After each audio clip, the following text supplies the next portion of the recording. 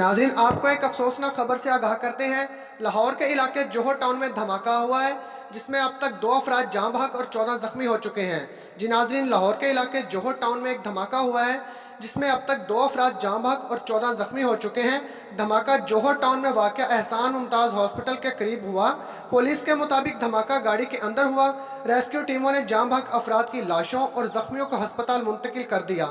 धमाका इतनी शदीद नौइयत का था कि कई गाड़ियाँ, मोटरसाइकिलें और एक रिक्शा भी तबाह हो गया। करीबी इमारतों के शीशे टूट गए।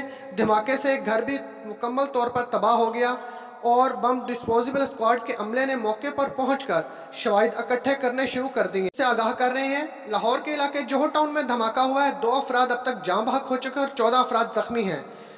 धमाका जोहर टाउन में वाक़या एहसान मुमताज़ अस्पताल के करीब हुआ। पुलिस के मुताबिक धमाका गाड़ी के अंदर हुआ, जबकि अनी शाहिदीन का यह भी कहना था कि धमाका एक घर के अंदर से होता हुआ महसूस हुआ है। लेकिन पुलिस ने जहां तक अभी तक तहकीकात की हैं, तो उनका कहना यही है कि गाड़ी का अंदर धमाका हुआ है और इस वजह से अब तक भारी नुकसान हो चुका है। दूसरी जानब वज़ीर आला पंजाब उस्मान बुज़दार ने भी धमाके का नोटिस लिया है। IG पंजाब को तहकीकात का हुक्म देते हुए रिपोर्ट तलब कर ली है।